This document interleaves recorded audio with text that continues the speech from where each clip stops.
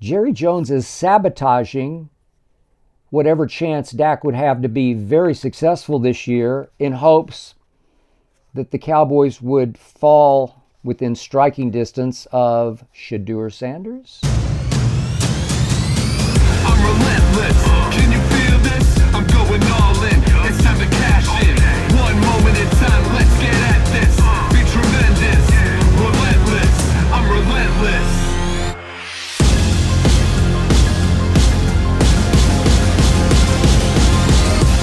Here we go. This is the Skip Bayless Show, episode 120. This, as always, is the Undisputed. Everything I cannot share with you during the 2.5-hour debate show that is Undisputed. Today, I will tell you why I'm starting to feel like Jerry Jones is sabotaging Dak Prescott, and I love it. Today, I will tell you why LeBron James is obviously trying to cherry pick a cheap gold medal to one-up Michael Jordan. And why winning a championship this coming year with this Lakers circus would be LeBron's greatest achievement ever by far. And why, I would consider writing a book about LeBron bleeping James. And today I will tell you why I have not eaten barbecue since I was 18 years of age by choice. And today I will tell you why I did miss only 1 1/2 quarters of a Dallas Cowboy game since 1978, and that was also by choice. And finally today, I will share with you an ode to my all-time favorite comedy movie and rank my top 5. And finally, today, I will share with you my ultimate workout secret. It will apply to any of you at any age, trust me. But first up, as always, it is not to be skipped. Okay, we're still 2 weeks away from Dallas Cowboy camp opening, and I am already Daked out. Every day, it's Dak this and Dak that, and Dak in a walking boot, and Dak says it doesn't matter at all. I'm completely okay, and I don't care. Dak, yakety yak, Dak, yakety Dak. I'm Daked out. I've already had enough. So every morning now, I wake up at 2 a.m. out here in Los Angeles to get ready for Undisputed. And the first thing I do is I roll out of bed. I actually leap out of bed. And I open up my laptop in fear of seeing this headline. Jerry Jones caves in and gives Dak 4 more years and $300 million, all of it guaranteed. That is my worst waking nightmare. No, Jerry, please, no. I'll say it again. I have seen enough of Dak Prescott, the quarterback. I like him personally. This is not personal. Seems like a great guy. Was the NFL Man of the Year. Got no problem with that. But I do have a problem with Dak as my quarterback. Been a lifelong Dallas Cowboy fan since I was 10 years of age. Dak Prescott is just good enough to lift my hopes every single season, pretty high. Hopes that he ultimately shatters on a very regular basis. He's 2-5 in playoff games as Dak Prescott, including those 2 stinkers against San Francisco home and away, and that ultimate stinker last year at home against the youngest team in the NFL playoffs, the Green Bay Packers. I can't say it better than CeeDee Lamb's mom posted social media. Dak ain't it. He ain't.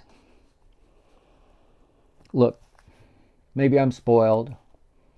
I got to know Roger Staubach really well. I got to watch him operate up close and personal. I got to watch him win 2 Super Bowls. I got to know Troy Aikman pretty well. I got to observe him very closely. I got to watch him win 3 Super Bowls. I know what those Super Bowls felt like, smelled like, tasted like. Dak ain't Roger. Dak ain't Troy. Dak is more of a Danny White, if you remember Danny following Roger Staubach for your longtime Cowboy faithful. Danny White got that team to 3 straight NFC Championship games, but he just wasn't Roger. He couldn't get them over the hump into another Super Bowl. Heck, I'm not even sure Dak is Danny White. I am hoping against hope that Jerry Jones is prepared to let Dak play it out this season, the final year, of course, of his contract. So what? Let's just say, for the sake of argument, that Dak goes on this year and lifts and carries the Dallas Cowboys to a Super Bowl championship, their first in 30 years. That's fine. Let him walk, because I don't think he would walk. There's no state tax in Texas. If you're the Cowboy quarterback, you got it made in the shade when it comes to national TV commercials, post-game announcer chairs, thrones. See Troy, see Tony. No, I don't think Dak would walk after a Super Bowl. Jerry would have to pay him king's ransomly, but that's okay. I'd take him if he went and won a Super Bowl. Obviously, I would embrace him. I would cherish him. I would love him. But you know, and I know, that ain't going to happen with Dakota Rain Prescott. Rain is not spelled R-E-I-G-N for his middle name. It's actually his first name, Rain Dakota Prescott. It's spelled more R-A-I-N than R-E-I-G-N. In fact, the more I've thought about it, it almost feels like all in Jerry Jones has actually been all out on this upcoming season and on his quarterback. It feels like Jerry Jones is making it impossibly hard on Dak Prescott. Like he's actually, Jerry, rigging this season to implode around Dak. It actually starting to feel like Jerry Jones is sabotaging whatever chance Dak would have to be very successful this year, in hopes that the Cowboys would fall record-wise into maybe a top 10 draft position within striking distance of Shedeur Sanders, which could also mean Deion Sanders as my next Dallas Cowboy head coach, in place of that bump on a log, Mike McCarthy. It just feels like sabotage. On ESPN.com the other day, did a very interesting analysis, breakdown, ratings of the top 25 NFL running backs, according to lots of NFL insiders. A top 10, followed by honorable mention, followed by also receiving votes. 25 straight running backs I went through without finding one name of one Dallas Cowboy running back. And I'm sitting back thinking to myself, the mighty franchise that gave us Calvin Hill, Dwayne Thomas, Walt Garrison, Tony Dorsett, Emmitt Smith, and even young Zeke, now features only old Zeke, last leg Zeke. Wait, Zeke is now the bell cow back for the Dallas freaking Cowboys? The bell cow back looks more like the old gray mare to me. And that's going to be Dak's running game to take some pressure off Dak? Whew, I can smell that from here. Then the other day on Pro Football Focus, I noticed that they had ranked the Dallas Cowboy offensive line 10th. And I'm thinking, okay, top 10 still? And I'm thinking harder, wait, they're projecting the first-round pick Tyler Guyton to be the new left tackle? Really? And the third-round pick Connor Beebe to be the new starting center? Really? So in place of Tyron Smith, we have a very raw 6'8" rookie out of Oklahoma. I know his game well. He's 2 years away. And I like Connor Beebe. I actually like him a lot, but Tyler Biadasz was really good. So you're going to stick two rookies in at left tackle and center, the two most important positions in the entire offensive line. And Terrence Steele was no bargain last year for the money that they paid him. He did not grade all that well. So I give you Tyler Smith at left guard, future Hall of Famer, and I give you Zach Martin at right guard, obvious first ballot Hall of Famer, who's already talking about this could be his last year because he's ready to retire. And I'm thinking, this offensive line is going to make a success out of Dak Prescott? Seriously? Top 10? I'm sorry, I don't see that.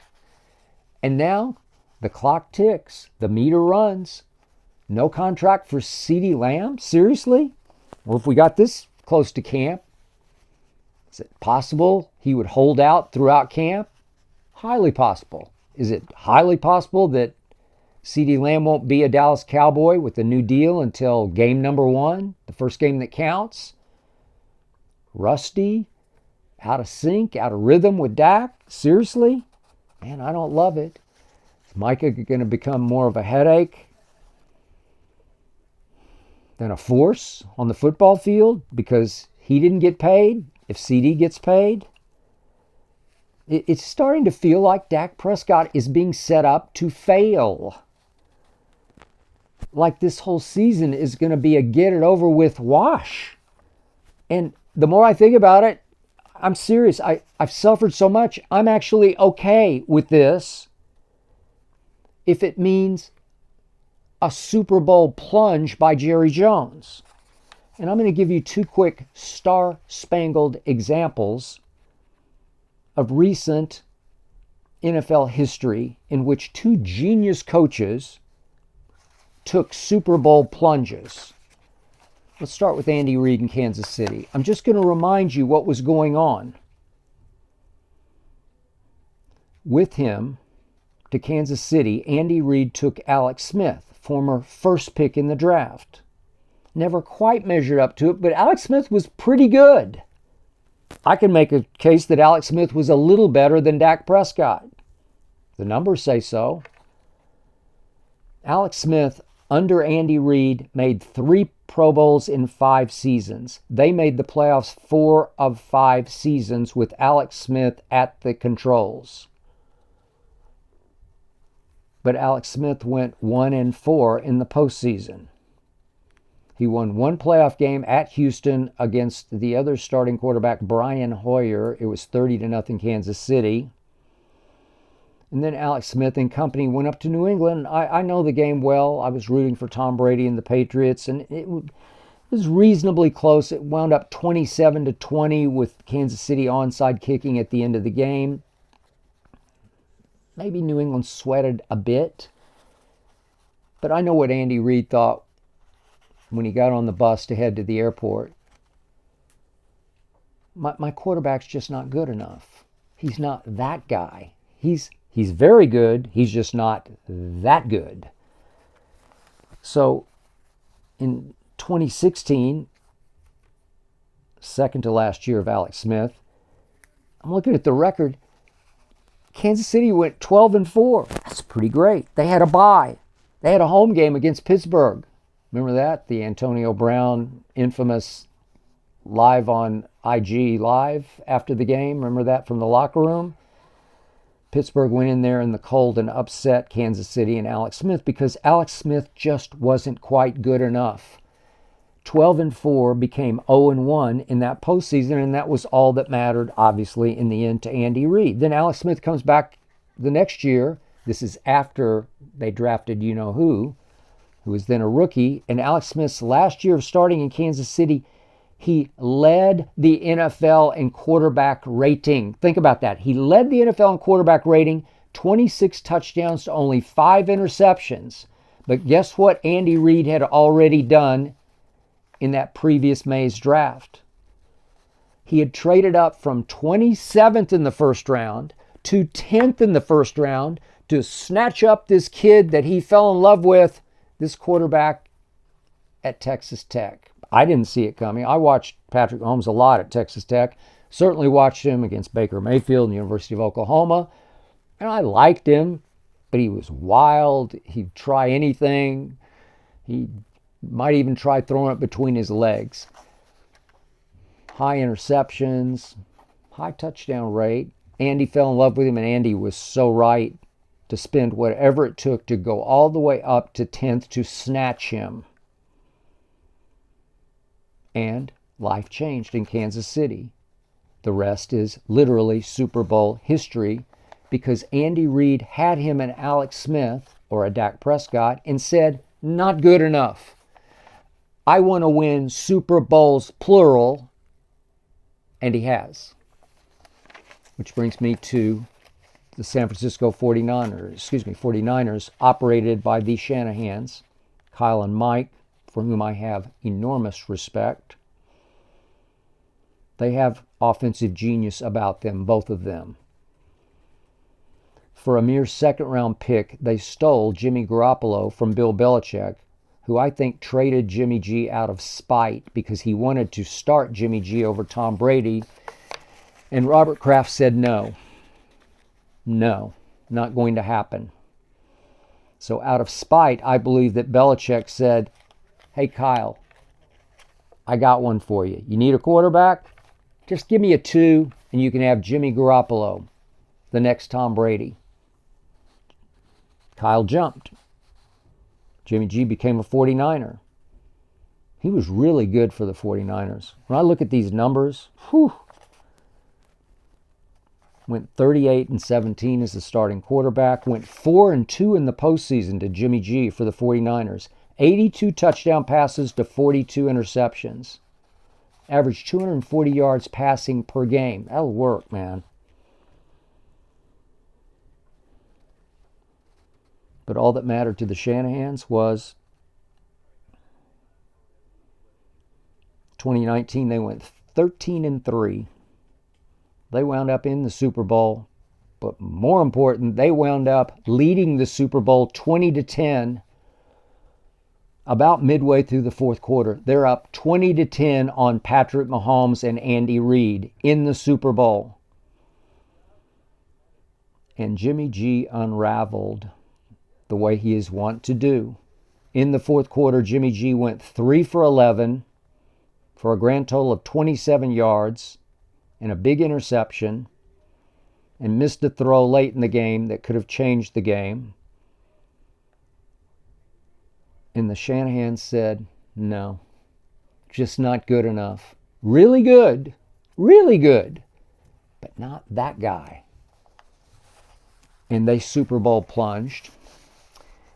And they bet 3 first-round picks and a third to go from 12th in the first round up to 3 in the first round to take Trey Lance. I loved Trey Lance before that draft. I was way out in front of that because nobody really saw that coming. I didn't see that coming, but I just said, he's worth that haul. And you know what happened to Trey Lance. He kept getting banged up, hand injuries, leg injury, ankle. Just one thing, he just could not stay healthy. And if you can't stay healthy, you can't play this game. I still don't know what Trey Lance is because I never got to really see what Trey Lance was. Hadn't played a lot of football. Had the COVID season when he was at North Dakota State. Hadn't played against high-level competition. But he is really, really gifted. And he is really, really a good kid. Big intangibles. Hardest worker. Big arm. Big frame. Can run. He's got all the tools. I just don't know yet whether he can play football. Well, obviously, Mr. Irrelevant fell right into the Shanahan's laps. They literally hit the lottery and realized in the first camp with Brock Purdy, well, he's just more advanced. He played all 4 years at Iowa State against pretty good Big 12 competition. And he was just a little better than Trey was. So they go with him, and he showed right away, I can play in the biggest games. I ain't afraid. I won't fold. And obviously, just to clear the decks for Brock Purdy, they needed to get rid of Trey Lance. Jerry Jones stole Trey Lance for a mere 4th-round pick. And there he sits behind Dak Prescott. I still love him. If only he can stay healthy. I think he's got a chance to be, who knows, maybe a Super Bowl quarterback. I would give him a chance just on raw tangibles and intangibles, being a little better than Dak Prescott, the 4th-round pick. So they traded a 4th for a player who could replace a 4th-round pick. But obviously, Jerry might have bigger plans. He might be hoping as we speak that the Cowboys can be just bad enough to get within striking distance, trading range of Shedeur Sanders, who could go 1 or 2 or 3. I would take him 1, but is it possible they could pull that off? And if they pull that off, would Deion then leave Colorado to coach his son in Dallas? I'd bet on it. That's a Super Bowl move. That's what my team needs and what my team deserves. It's been 30 years, Jerry. No more Dak. No more pretty good that turns out to be pretty bad when it matters. Plunge, Jerry. Plunge. Hey, sabotage, Jerry. Sabotage. First question today is from Alvaro from St. Louis. How hard was it leaving covering the Cowboys? I did leave Dallas 1997 after as a columnist covering the team for those 15-ish years, 16 years. Alvaro, it was not that hard to leave because I'd become known nationally at that point as the cowboy guy. Anytime, any kind of show, sports or non-sports show, CNN, name it, ABC, NBC, CBS, I did all the big national shows. Anytime they needed some perspective or some inside knowledge of those crazy Cowboys, they called the cowboy guy, they called me. And I had written 3 books on the Cowboys, or I should say they wrote themselves. That was 1990, 1993, 1996.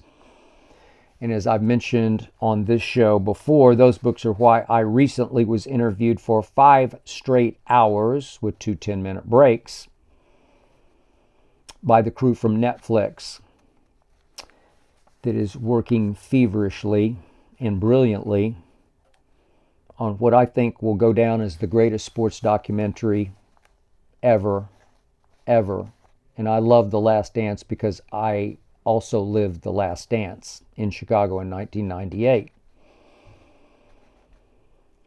But as I sat there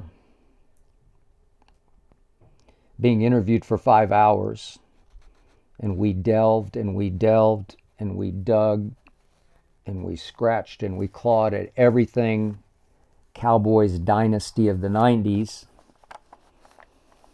it hit me. As we ended the interview, it hit me right between the eyes. How blessed was I? I left at the perfect time. I did stay for one more season after the Super Bowl season. So in 1996, they were pretty good, but they lost at Carolina to what was just a rising expansion team. Deion got hurt in that game. Troy was getting more and more beaten up. Michael was on his way to what became a career-ending injury in Philadelphia. And I suddenly, out of the blue, had the opportunity to become the lead columnist at the Chicago Tribune, a newspaper, a great newspaper I had turned down in 1984 when they offered me a columnist job. And I had regretted that because I love Chicago. I'd spent a summer there on a Vanderbilt school program when I was in college. And the opportunity to leave Dallas to go cover Michael Jeffrey Jordan at his height in Chicago was just too huge to pass up. I said, I have to go, and I did go. So think about what I did. Thank you, God. I went from one future Netflix documentary right into another future Netflix documentary. I went from the Cowboy dynasty to the Michael Jordan dynasty in his last dance with Phil Jackson as they were at war with the Jerrys, Krause, and Reinsdorf. I wanted to become more of a national guy instead of the Cowboy guy, and that was my magic move to do just that. But again, as I've said before, and as I told the Netflix interviewers in our final minutes of that 5-hour interview, if you had told me the night of that Super Bowl in Scottsdale, Arizona, at the post-game Dallas Cowboy party that I attended, if you had stopped me then and told me this team, this franchise, will not return to even an NFC championship game for 30 years, I would have laughed in your face. And I, unfortunately, would have been wrong. This is Drew from Denver. Did you know that if Team USA wins gold at the Olympics, LeBron will have more gold medals than Jordan?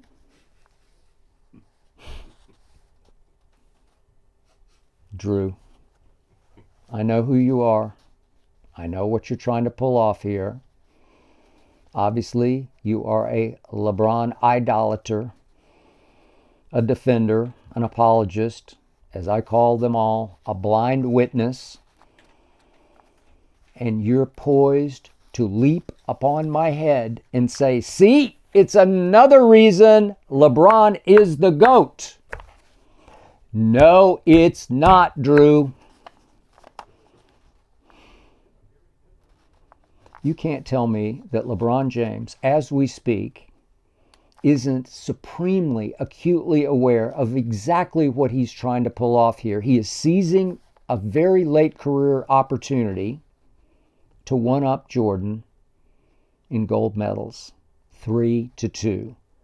LeBron knows exactly what he's doing. So just to reiterate, Michael Jordan, coming right out of North Carolina, was on the 84 Olympic team coached by Bobby Knight, and he led that team in scoring, 17 a game. They had it pretty easy through the Olympics. And then, once again, Michael was on the Olympic team in 92, the Dream Team. He was second in scoring to Charles Barkley, but clearly the best player on that team, acknowledged by Magic Johnson and Larry Bird. So he won his 2 golds, just as he won his 2 slam dunk contests. And in 1996, Michael Jordan was quoted as saying, no, I'm not going to participate in the Olympics this time. I'll let somebody else win their gold medal. Let somebody else. He'd done his duty for God and country. Let somebody else. Now we get to LeBron. LeBron was only 19, but he was part of that team in 04 that lost to Argentina in the semifinals, to Manu, Delfino, Scola, Oberto, Nocioni. They called them the Golden Generation. They were just better than we were because those guys all grew up together playing basketball. Smarter, more unified, just more experienced at winning international basketball games than our very young team was, with LeBron at 19, D. Wade I think was 22, Melo was 20 maybe, 21. So LeBron took the L. He has an Olympic loss on his record. But he came back in 08, redeemed team, and they won. He was very good. Came back in 12, won again, his second gold. He was very good. 16, he had some ankle issues, but he mainly just needed to rest up his body because they had come back, as you recall, from 3 games to 1 down in the NBA Finals, thanks to Kyrie's last-second shot or last-minute shot at Oakland to beat the Golden State Warriors in the finals. So LeBron took that one off, and then COVID interrupted in 20.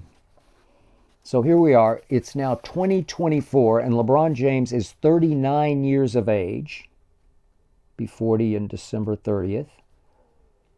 Going into year 22 in the NBA.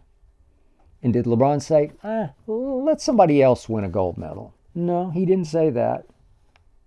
He said, I'm going to play. I'm going to be the point guard. I'm going to start. Does this team need him to win? The way it might have needed him in 08? No, it doesn't need him. Would it win without him? Easily it would win without LeBron James. No, it's very clear. LeBron's just trying to cherry pick a pretty cheap 3rd gold medal. Once again, LeBron's trying to build a longevity legacy case that he's the GOAT. Nope, phony GOAT. Won't let you get away with it. This will not work. You did win a fraudulent NBA championship, a Mickey Mouse championship in the bubble, and now you're going to win a fairly easy, pretty cheap gold medal for the runaway favorites at the Olympics. And I, for one, am going to stand up and say, not impressed. This is Theo from Thousand Oaks, California. I love Thousand Oaks. I used to go to cowboy camp there. Whew. I used to say I could live in Thousand Oaks. Maybe someday I will. It's out here in Southern California, not too far from where we are. What would you say? It's about an hour, maybe? About an hour from where we're sitting here at the Fox Studios. Okay, Theo from Thousand Oaks asks, would LeBron winning a title with this Lakers team be his biggest achievement yet? Well, Theo, yeah, by far it would be his biggest, by far. I mean, with a coach who's never coached, while LeBron clearly is going to insist that his son play, 10, 15 minutes a night alongside him. And this after Klay Thompson shockingly turned down more money from the Lakers to play for the Mavericks, probably because he just wanted no part of playing alongside LeBron James in the middle of this potential Lakers circus.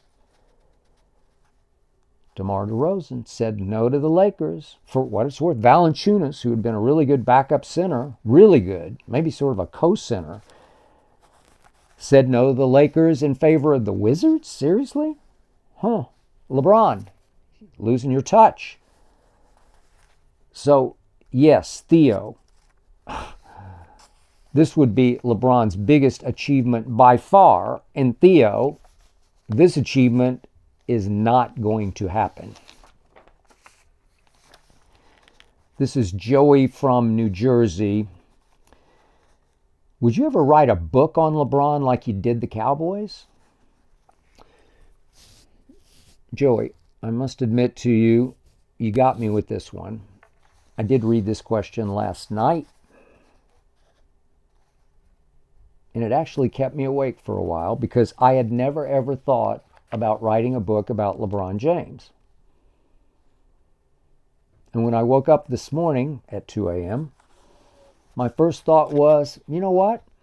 I would consider writing an honest, truthful book about everything LeBron James. All the good, all the bad, everything he has been through, everything he has been and has not been. I would love to write that book. Maybe I will write that book because I always tell you, LeBron James is A, the most interesting man in all of sports, and B, potentially, because he's not done yet, I may sit back at one point, say 3 years from now, when he finishes playing, and say, LeBron James is the most interesting man in the history of sports. Because I keep trying to impress upon you, every game there's a backstory. Every game there's a new subplot. Every game there's a new plot twist. Every single game there's some soap opera-ish narrative that I didn't see coming, featuring LeBron James, the most interesting man in sports. Now, would LeBron sit down and allow me to ask him questions for this book? I doubt it, but you never know. I would try, but I could write this book without LeBron because he's spoken so much to the media. I think I have a pretty good feel for what he'd even say answering my questions. And by the way, just a quick PS here. In the screenplay that I've written, that I've not yet tried to sell, I do have a LeBron-esque character named Liberty Sims. I'll just leave it at that. This is Joe from San Diego. Are you anti-4th of July barbecue food? Joe, bear with me on this. You don't understand.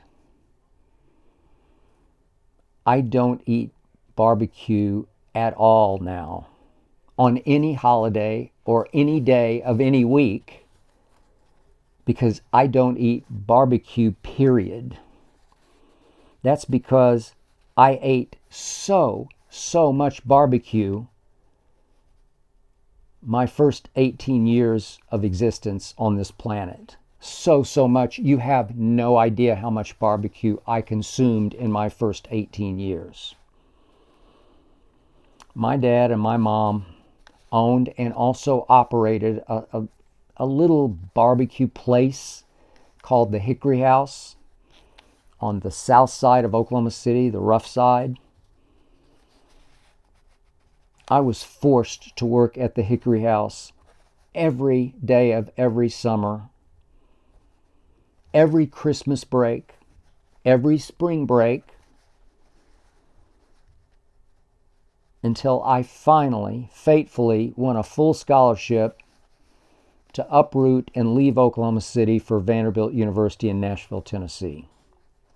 But when I worked at the Hickory House, I had no choice. I ate lunch and dinner at the Hickory House. I ate ribs. I ate sausages, giant sausages.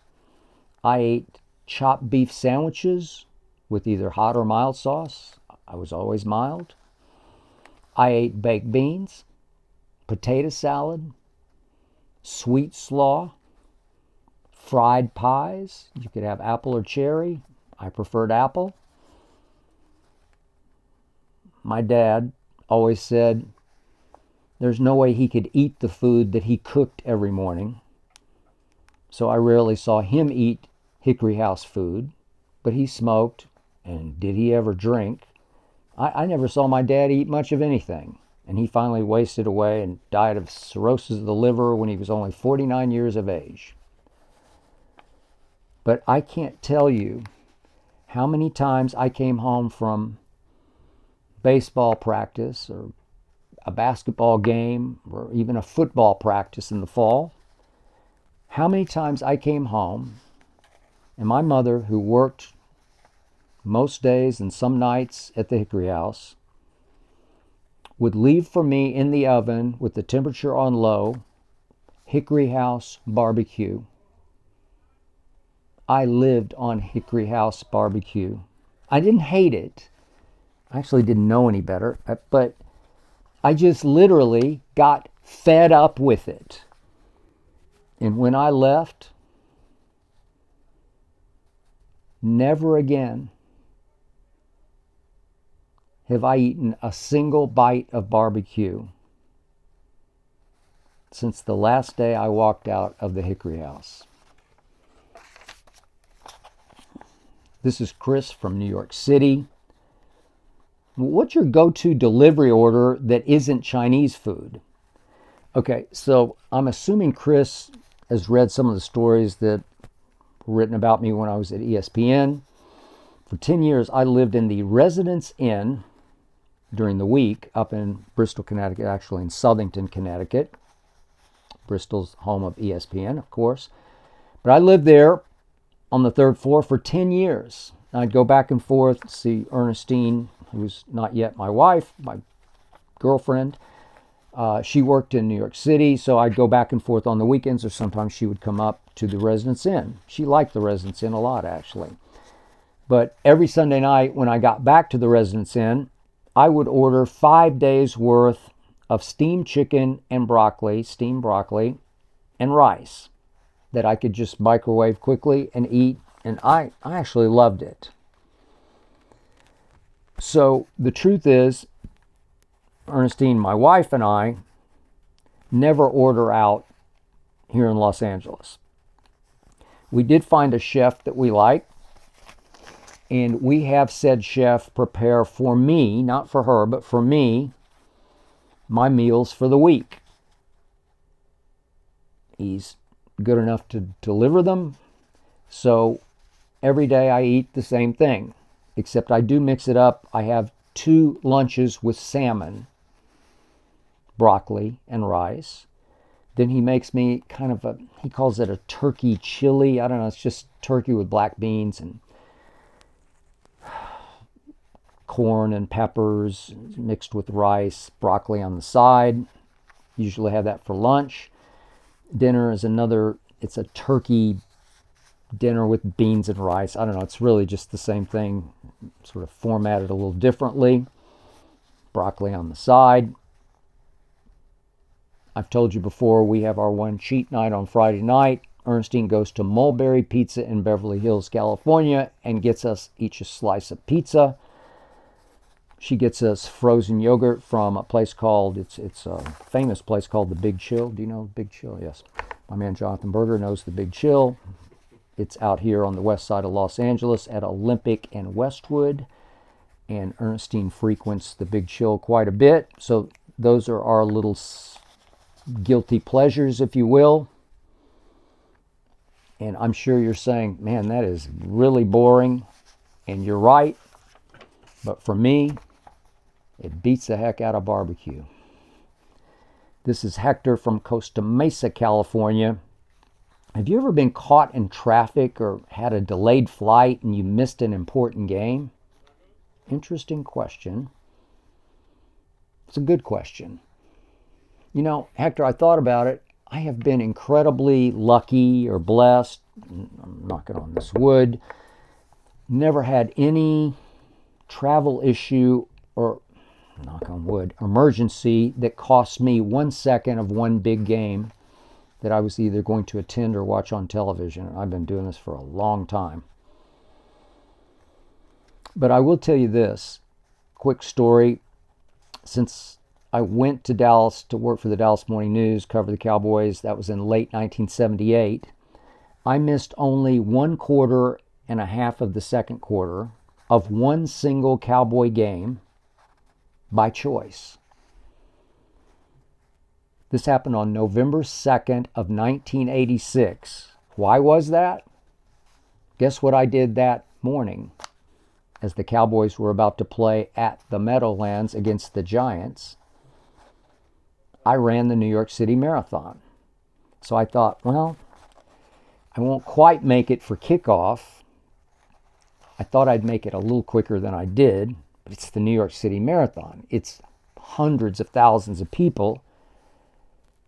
It's a madhouse. So you start in Staten Island, you finish in Central Park. So I just, whatever warm-ups I rode out with on, it's pretty chilly that morning actually, to Staten Island, I just trashed them. Took off running, You run through all the boroughs, but I didn't even look. People always say, what a great route it is. I don't care. I'm just trying to keep one foot going in front of the other. Right away, after I got across the first bridge, I think it's the Verrazano Narrows Bridge, if memory serves, that you run across, I had a problem. Nobody's going to know what I'm talking about, except maybe the orthopedic surgeons out there, but I don't know why my iliotibial band, they call it the IT band, going from my hip down to my right knee, it just got inflamed right across the first bridge. I don't know what happened. That's why I ran marathons. I ran 9 of them because you never know what your body's going to do on that given day. It's a crapshoot. If you have a harmonic convergence, like I did once upon a time in Houston when it rained, it was about 50 degrees. Marathon called the Woodlands. That was back in 1984. I ran 2 hours, 47 minutes, and 20 seconds. By far my PR personal record, won my age group. Magic. They say you have one good one in you. I had that one in me. 5 times out of my 9 marathons, I ran under 3 hours. I did not run under 3 hours in the New York City Marathon because I was laboring the whole way. I finished in 3 hours and I think 5 minutes. And my grand plan was I was going to meet my childhood friend, my best friend, Craig Humphreys, the Hump Man, at the Carnegie Deli right by the park. We were going to meet in front of the deli as soon as I crossed the finish line and could work through the masses. Craig was waiting for me with my clothes for the game and a giant turkey sandwich with mustard and lettuce on wheat from Carnegie. And the first cab we could hail that would go to New Jersey, we piled in the back, and I literally changed clothes all the way down to my birthday suit in the back seat of the cab. Told the cab driver, just look straight ahead. I've got to do this here in the back seat. And I put on my work clothes on my sweaty body, and we went to Giant Stadium. And my friend Craig was able to find one guy who was still out there trying to sell a ticket for no money. And Craig went in to watch a Cowboy team he loved play, and I went with my press pass to the press box, and I got there mid-second quarter. And would you believe I witnessed the beginning of the end of Tom Landry's Dallas Cowboys? You longtime fans will remember this game because it was the immortal Phil Pozderac game against a Giants team, a Bill Parcells team, that was 6-2, as were the Cowboys, 6-2 on that day, November 2nd, 1986. They were about to take off and go win the Super Bowl with Phil Simms as the MVP of a 39-20 game, while my Dallas Cowboys, Tom Landry's Dallas Cowboys, were about to tailspin into Jerry Jones oblivion because they ended up losing 7 of their last 8 games, their last 5 in a row. Then the following year, they went 7-8. It was a strike-shortened year. And then, of course, the final fateful year of Landry was 3-13. So that was the turning point game, little did I know, as I arrived from the New York City Marathon. And they made a frantic push to win that game, which they ended up losing 17-14. And they lost because their right tackle, a 5th-round pick out of Notre Dame, number 75, Phil Pozderac, had a flurry of penalties through the fourth quarter, holding penalties and false starts because he could not block George Martin. Could not block, not Lawrence Taylor, George Martin. They were doubling Lawrence Taylor on the other side, and poor Phil was left against a George Martin he had no chance against except to grab and hold on for dear life. And they started throwing flags on number 75, the Phil Pozderac game. I got to cover only a couple of hours after I finished running the New York City Marathon. And that team that night probably felt like it had tried and failed to run the marathon because it was about to hit a big old wall as the Giants took over the division and went 14-2 and won the Super Bowl. That's the only time I ever, by choice, missed even one quarter of a Cowboy game. In honor of the 20th anniversary of Anchorman. I'm about to give you my 3 favorite lines in the movie. I do rank Anchorman number 1 in my all-time top 5 of movie comedies. Slightly, but only slightly ahead of Caddyshack, Blazing Saddles, Talladega Nights, and any of the Naked Guns, but I'll stick with the first one because Frank Drebin was the Ron Burgundy, a policeman. But I do prefer Anchorman. Maybe you don't, but I prefer it because I've worked in television for 20 years, and trust me on this, I have worked closely with several Ron Burgundys, and I'm talking about pompous boobs whose fame has cost them all perspective on who they really are. Anchorman. Ernestine and I started talking about it last night, and we couldn't stop laughing. But she knows TV, and she's known several Ron Burgundys, as have I. So this is Ron Burgundy to Veronica Corningstone as they're sitting in the front seat of the car, gazing down on the lights of San Diego. And Ron says, it was discovered by the Germans in 1904. They named it San Diego, which of course in German means a whale's vagina. Favorite line number 2, Brian Fantana, a reporter at the station, tells Ron Burgundy about his favorite cologne as he opens up his cabinet of colognes, and it's called Sex Panther, that allegedly turns women into sex panthers. And Brian Fantana says, they've done studies, 60% of the time it works every time. Sex Panther. And then finally, Ron Burgundy signing off with, you stay classy, San Diego.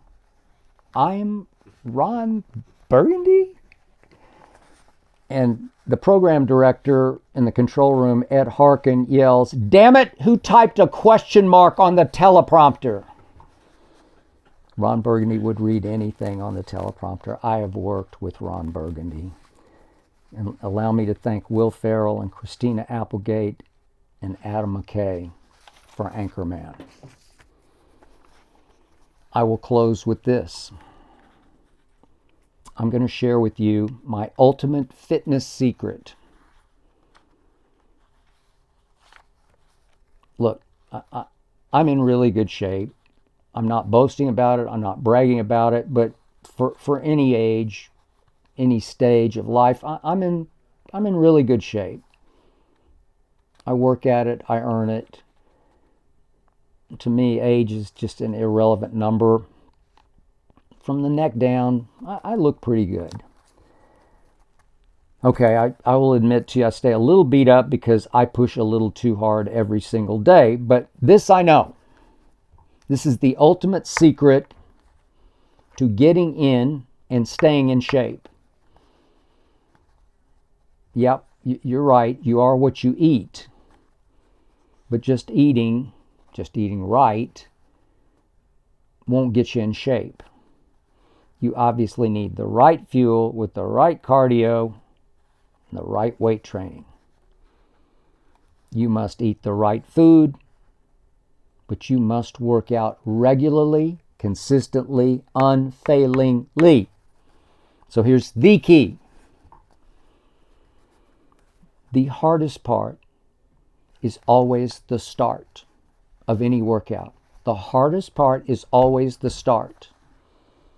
You must force yourself to just start your workout, no matter how strongly, overpoweringly you feel like not working out. And trust me, many days I just don't feel like it. And trust me, every time I fight through it, it always rewards me because it always makes me so much happier than I would have been. So, quick example, this past Monday was our first day back on Undisputed from vacation. I couldn't really sleep the night before, anxious about getting up. Had kind of a rough welcome back kind of a show, a little out of rhythm. Had meetings all afternoon. Had a bottomless to-do list. And suddenly I look up, it's 6 o'clock, and I had not lifted weights. I always lift weights on Monday afternoon. I do not miss. But I did not feel like pumping any iron. I was mentally wiped out. You know the feeling. I just wasn't up for it.